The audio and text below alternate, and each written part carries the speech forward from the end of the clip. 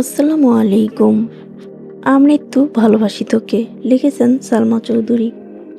নিজের মেধা শ্রম কাজে লাগিয়ে আমার অপূর্ণ ইচ্ছাগুলো পূর্ণ করা, তাই পারিবারিক ব্যবসা সামলানোটা আমার দায়িত্ব, আর নিজে প্রতিষ্ঠিত হওয়া আমার স্বপ্ন। আমার কাছে স্বপ্ন আর দায়িত্ব দুইটাই সমান গুরুত্বপূর্ণ। আমি একটার জন্য অন্যটাকে কখনো অবহেলা করব না। আর কথা যদি ওঠে আমার ব্যর্থতা নিয়ে, তাহলে বলবো, সফলতার সব ধাপ অতিক্রম করা একজন সফল ব্যক্তির সফলতার পেছনে লুকিয়ে থাকে হাজারো ব্যর্থতার গল্প। সেই ব্যর্থতা সীমাবদ্ধতা মেনে নিয়েই আমি আমার যাত্রা শুরু করতে চাই। আপনারা শুধু আমার জন্য দোয়া করবেন। ফি আমানিল্লাহ। আমাদের দোয়া সর্বক্ষণ তোমাদের মাথার উপর থাকবে। যতদিন বেঁচে আছি, তোমাদের সফলতা ব্যর্থতা সবেতে আমাদের পাশে পাবে। মোজাম্মেল খান চোয়াল শক্ত করে বললেন, তানবীর যেহেতু ব্যবসার প্রতি আগ্রহী হয়েছে, তাহলে তোমরা দুই ভাই আগামীকাল থেকেই অফিসে চলো। তানবীর আবির মুখ চাওয়াচাই করলো। পিনপতন নিস্তব্ধতার মাঝে মেঘ আকস্মাৎ বলে উঠল, ভাইয়া অফিসে যাবে না? পড়াশোনা শেষ করে চাকরি নিবে। আবির তানবীর দুজনেই হকচকিয়ে তাকালো। মেঘের চোখে মুখে তীব্র আত্মবিশ্বাস। মনে হচ্ছে যেন তানবীরের ব্যাপারে না, বরং মেঘের ব্যাপারে কিছু বলেছে। এ যাবৎকালে নিজের ব্যাপারেও এতটা আত্মবিশ্বাস দেখায়নি কোনো দিন। আবির হতভম্ব হয়ে রইল। তানবীর এপাশ ওপাশ তাকিয়ে একবার আবিরকে দেখছে, একবার মেঘকে দেখছে। মোজাম্মেল খান মেঘ কিশোরে বললে, তোমার ভাই করবে চাকরি? আব্বুর তুচ্ছ তাচ্ছিল্য করে বলা কথাটা মেঘের ঠিক পছন্দ হলো না। মনটা হঠাৎই খারাপ হলো, তবুও নিজের মনোবল নষ্ট হতে দিল না।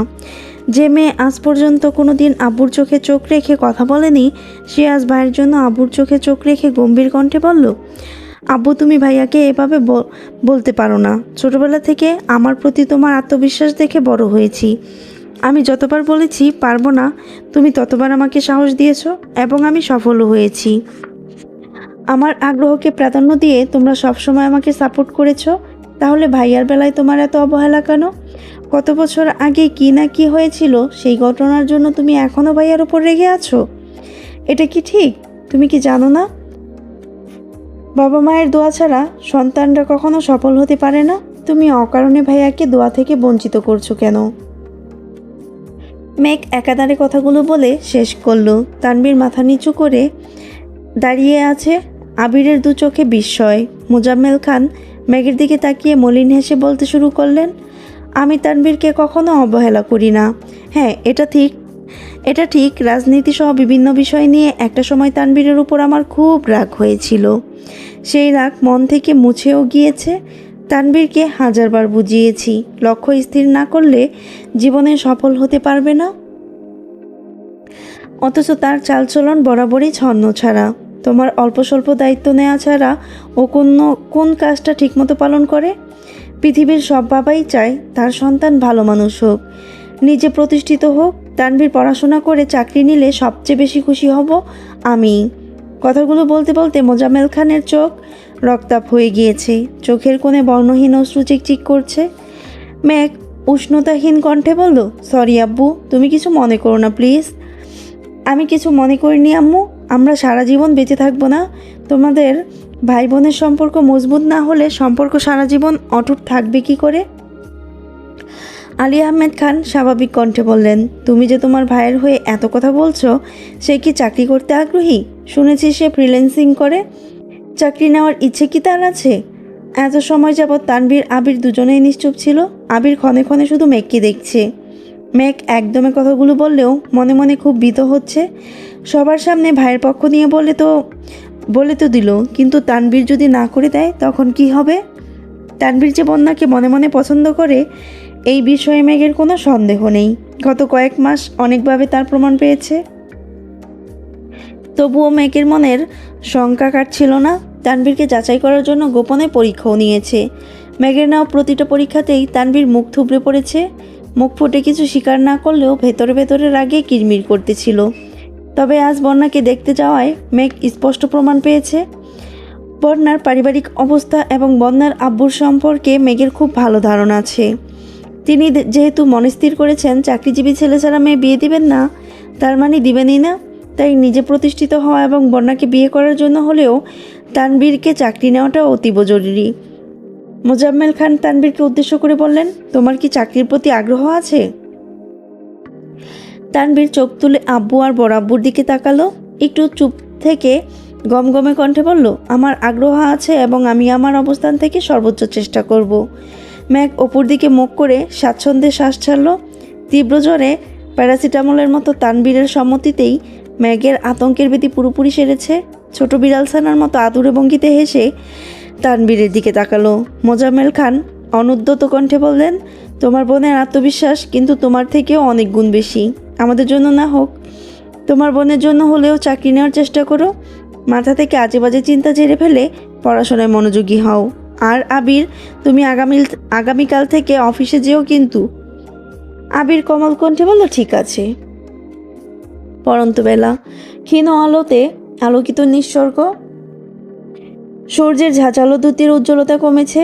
মেঘ ছাদের গাছগুলোতে পানি দিচ্ছিল। হঠাৎ আবির এসে কিছুটা দূরে দাঁড়ালো।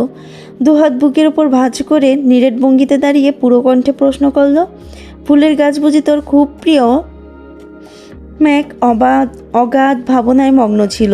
আবির কখন ছাদে এসেছে টেরি পায়নি। আবিরের স্নিগ্ধ কণ্ঠে মেঘ চমকালো। বিষণ্ণ মনের বিষণ্ণতা কাটিয়ে বেখেয়ালি চোখে আবিরের দিকে তাকালো। অদরের সংকীর্ণ হাসির ঝলকে আবিরও উষ্টযুগল পরিবর্তিত করল। সদর্পে বাতাস বইছে অম্বরে। শেষ বিকেলের কি মায়াবী রূপ! সেই সঙ্গে মেঘের ফর্সা আননে কাজল কালো টানা টানা দু চোখের হৃদয়কারা দৃষ্টিতেই আবিরের মন অস্থির হয়ে উঠেছে। আবিরের পলকবিহীন চাহনি দেখে মেঘ নিবু নিবু চোখে চেয়ে অচঞ্চল কণ্ঠে বলল, জি, খুব বেশি প্রিয়। আমার অনেক দিনের ইচ্ছে একদিন ছাদ ভর্তি ফুলের বাগান থাকবে আমার। আবির নিঃশব্দে এগিয়ে গেল। ছাদের কার্নিশে কোমর অবধি উঠানো দেয়ালের উপর বসে নিঃশব্দে হেসে জানতে চাইল, তারপর বাসার আনাচে কানাচে বাগান বিলাস গাছ থাকবে। ভোরের নিবন্ত আলোতেও গোলাপি রঙের ফুলগুলো সুব্যক্ত দেখাবে। আমি সময় পেলে অতি সন্তর্পণে গাছের নিচ হতে ফুল কুড়িয়ে নেব। হাতে মাথায় আর চুলে ফুল সাজিয়ে বাগান বিলাসের রানী সাজবো। আবির পায়ের উপর পা উঠিয়ে বসেছে। উরুর উপর কোণেই থেকিয়ে গালে হাত রেখে মেঘের মায়াময়ী চেহারার দিকে চেয়ে আছে।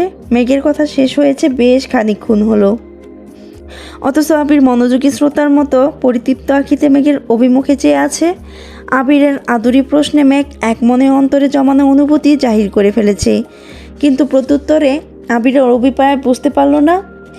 মেঘ কুটিল চোখে আবিরের দিকে তাকালেই দেখলো আবির হাতের উপর মাথা রেখে অভিভূতের ন্যায় মেঘকে দেখছে। আবিরের কাণ্ড দেখে মেঘ কুণ্ঠিত হলো। লাজ্জে লাল হওয়া চেহারায় ক্রিয়দংশ আধার নামলো। মিঞ্জিরি গাছের হলদে ফুলের বিস্তৃত পাপড়ির মতোই মেঘের অতল স্পর্শ চাওনি। আবির তন্মনস্কে মেঘকে দেখলেও মেঘের দৃষ্টিতে পরিষ্কার রুষ্ঠা। সেকেন্ড পেরিয়ে মিনিট হয়েছে, 1 মিনিট 2 মিনিট করে সময় কাটছে, তবে কারোর চোখের পলকই পড়ছে না।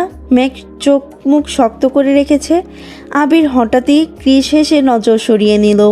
মেঘ তখনও নির্বাক চোখে চেয়ে আছে। আবির গাল থেকে হাত সরিয়ে ব্যস্ত ভঙ্গিতে চুল ঠিক করতে লাগলো। এলোমেলো চুল ঠিক করার ব্যর্থ চেষ্টা করে দুহাত ছড়িয়ে দেয়ালের দুপাশে রাখলো। মুখ ভরে প্রশ্বাস টেনে ফুস করে ছেড়ে মেঘের দিকে তাকিয়ে ঘোষণা দিল, এভাবে তাকিয়ে আছিস কেন? মেঘ পল্লব ঝাপটে দুষ্টুমি স্বরে বলল, আমি তাকালেই দোষ? আপনি যখন হরিণ নয়নে তাকিয়ে থাকেন তখন কিছু হয় না? না, কারণ আমার চোখে থাকে মায়া আর তোর চোখে থাকে কাঁটা। আমি বরফ হলে তুই জ্বলন্ত উনুন, আমি মধু হলে তুই জলজান্ত বিশেষ শিশি। অথচ হরিণ নয়নের সঙ্গে প্রয়োজন ছিল হরিণ নয়না। কি বলতে চান সরাসরি বলুন। মেঘ নিরেট ভঙ্গিতে বলল, সব কথা কেন বলতে হবে? বোঝার জন্য ব্রেন আছে, ভাবার মতো মন আছে, আমার হাতে অফুরন্ত সময় আছে। তুই বুঝে নে সব কিছু। মেঘ আলগুছে ভেঙচি কেটে অধীর কণ্ঠে বলল, দুঃখিত, আমি খুব ব্যস্ত, এত ভাবার মতো সময় আমার হাতে নেই। তাছাড়া পড়াশোনা করতে করতে আমার ব্রেনটা দুর্বল হয়ে গিয়েছে, তাই আপাতত তাকে ডিপ ফ্রিজে ঘুম পাড়িয়ে রেখেছি। সামান্য বিষয় ভাবার জন্য তাকে জাগানোর প্রয়োজন বোধ করছি না। আবির মুচকি হেসে বলল, মেঘ, তুই হঠাৎ এত ম্যাচিওর হয়ে গেলি কিভাবে? মেঘ চোখের পাতা কুঞ্চিত করে তাকালো। আবিরের ঠোঁটে রহস্যময় হাসি লেগেই আছে। আবিরের সহাস্য মুখ থেকে মেঘের দৃষ্টি সরছেই না। কোনো ছেলের হাসি এতটা স্নিগ্ধ হতে পারে এটা মেঘের কল্পনাতেও ছিল না। আবিরের হাস্যোজ্জ্বল মুখটা যত দেখছে তত বেশি আসক্ত হয়ে যাচ্ছে। মস্তিষ্কের অনবরত বার্তা প্রেরণ করেও মেঘের দৃষ্টির বিভ্রান্তি কাটাতে পারল না। মেঘের অনিমেষ দৃষ্টিতে আবির কিছুটা ব্যতিব্যস্ত হলো। জিভ দিয়ে ঠোঁট ভিজিয়ে খানিক থেমে বলল, আমি ভেবেছিলাম তুই এখনও সেই অভিমানী ছোট্ট মেঘি আছিস। কথায় কথায় গাল ফুলানো, কান্না করে নাক মুখ লাল করে ফেলা, এগুলো সম্ভবত এখনও তোর স্বভাবের তালিকাতেই আছে। কিন্তু এই কয়েকদিনে তোকে দেখে আমি সত্যিই বিস্মিত। আজকের ঘটনা দেখে আমি পুরো বাকরুদ্ধ হয়ে গিয়েছিলাম। মেঘ একগাল হেসে বলল, আমি এখন প্রাইমারি স্কুলের মেঘ নেই যে কেউ একজন নিজের হাতের শক্তি উপলব্ধি করার জন্য আমাকে থাপ্পড় দিয়ে চলে যাবে আর আমি চুপচাপ গালে হাত দিয়ে বসে পড়ব। বিকেল ফুরিয়ে সন্ধে হওয়ার পথে বিচিত্র রঙের রঙিন প্রকৃতি, আবিরের দুর্বোধ্য দৃষ্টি দূর অজানায় অবিকৃত নিয়তির নিকট আজও বন্দী। মেঘ যে সেই স্মৃতি আজও মনে রেখেছে যার জন্য দুজনের মাঝে এতটা দূরত্ব। আবির হাজার চেষ্টা করে অতীত পরিবর্তন করতে পারবে না। ব্যর্থতা মেনে নেওয়া ছাড়া কোনো উপায় অবশিষ্ট নেই। হৃদয়ে চলমান ভাঙচুর আড়াল করে আবির সহস্রে মেঘের দিকে চেয়ে দীপ্ত কণ্ঠে বলল, অতীত পরিবর্তন করা সম্ভব হলে আমি সত্যি সত্যি পরিবর্তন করে দিতাম, কিন্তু এটা তো অসম্ভব। যেটা সম্ভব তুই চাইলে সেটা করতে পারিস। মেঘ ওড়নার এক পাশ টেনে মাথায় দিতে দিতে ব্যগ্র কণ্ঠে জানতে চাইল, কি?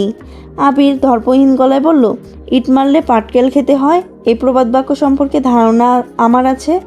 তুই যদি মনে করিস থাপ্পড়ের বদলে থাপ্পড় না দেওয়া পর্যন্ত তোর মন শান্ত হবে না, 10 বছর পর, 20 বছর পর, এমনকি 40 বছর পরও একই কথা মনে করবি। মৃত্যুর আগ মুহূর্তেও বলবি, আপনি আমাকে একটা থাপ্পড় দিয়েছিলেন। এই কথা আমি সইতে পারবো না। তার থেকে ভালো হয় তুই আমাকে এখনই একটা থাপ্পড় দিয়ে দে। প্রতিশোধ নিয়ে হলেও অতীত ভুলে যা। ছি, কী সব বলছেন আপনি?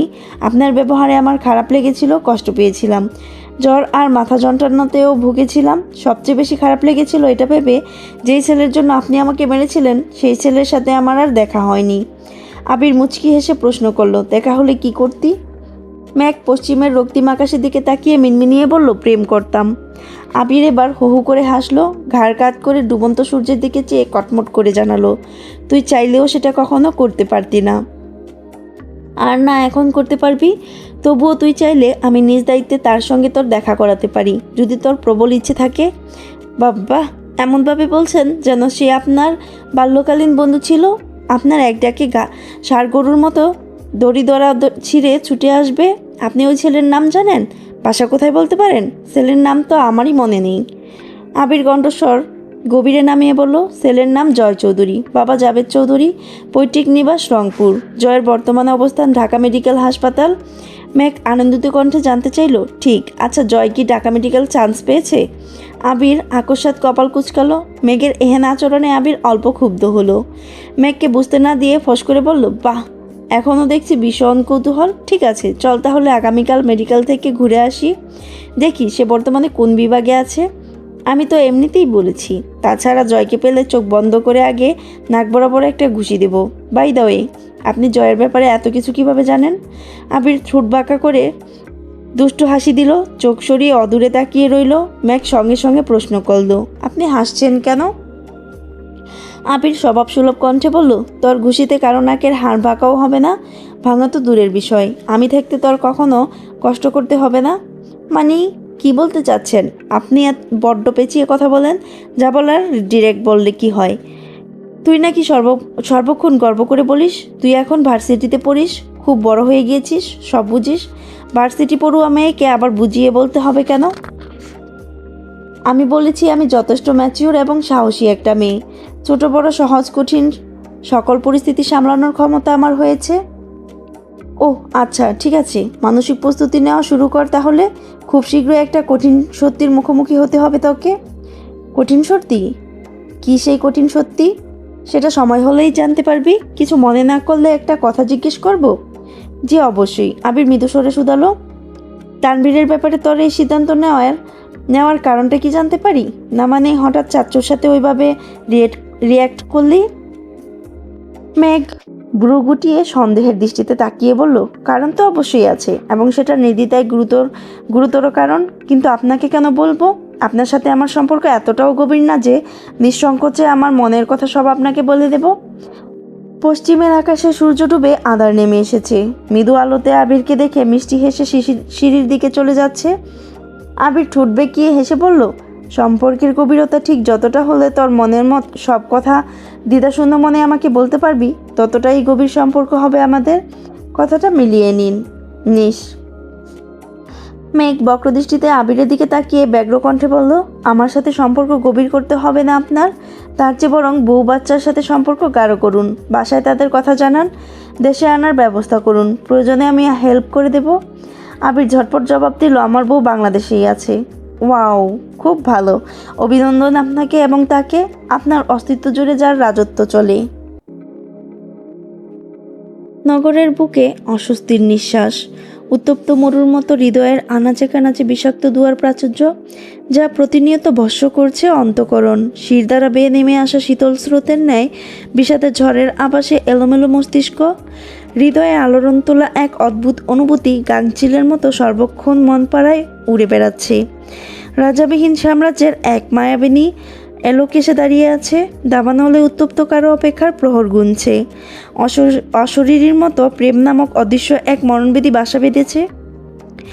প্রণয়ের শীতল স্পর্শ পুরোদমে সংলিপ্ত করে তুলেছে নিরন্তর ব্যস্ততায় কাটছে প্রহর। আবির অফিসের কাজে ভীষণ ব্যস্ত। দায়িত্বশীল সেলের মতো অল্প কিছু দিনের মধ্যে কোম্পানির পুরো দায়িত্ব বুঝে নিয়েছে। নতুন পরিবেশ, কোম্পানির মানুষজন সহ নানান ঝামেলায় চারদিক সামলাতে যথারীতি হিমশিম খেতে হচ্ছে। নিষ্ঠুর এই পৃথিবীতে সবার প্রিয় হয়ে ওঠা কারো পক্ষেই সম্ভব না। আবিরের প্রচেষ্টা শুধুমাত্র নিজেকে প্রমাণ করা, আব্বু চাচ্চুর সামনে নিজের যোগ্যতার প্রমাণ দেওয়া। বিবর্ণ জীবনের সকল ব্যস্ততা শেষে বাসায় ফিরতে কখনো কখনো রাত গভীর হয়ে যায়। আকাশসম বিষাদের মাঝেও বাসায় ফিরে ব্যালকনিতে প্রতীক্ষমান কারো অস্তিত্ব উপলব্ধি করে মনে অজানা শিহরণ বয়ে যায়। রাতের আধারে মেঘের মায়াময়ী চেহারাটা আবিরের কাছে চাঁদের মতো স্নিগ্ধ মনে হয়। হৃদয় তুলপার করা দীপ্ত আদলে অসীম মুগ্ধতা মিশ্রিত, যা মুহূর্তেই আবিরের সব ক্লান্তির অবসান ঘটায়। চোখের শিরা উপশিরার বর্ণ পরিবর্তন হয়, বুকের ভেতর থেকে প্রশান্তির নিঃশ্বাস বেরিয়ে আসে। এক বাসায় থাকা সত্ত্বেও মেঘের সাথে আবিরের দেখা সাক্ষাৎ খুব কম হয়। আবির সকালে অফিসে গেলে ফিরতে রাত হয়। অন্যদিকে মেঘদের ভার্সিটির জীবনের সূচনা লগ্ন। 1 মাস হলো ক্লাস শুরু হয়েছে। এর মধ্যে মেঘদের অতি সংকীর্ণ একটা বন্ধুমহলও হয়েছে। সাদিয়া, মিষ্টি এবং লিজা নামের 3 বান্ধবী। লিজার বাড়ি ঢাকার আশেপাশে হলেও সাদিয়ার বাড়ি বরিশাল এবং মিষ্টির বাড়ি বগুড়া।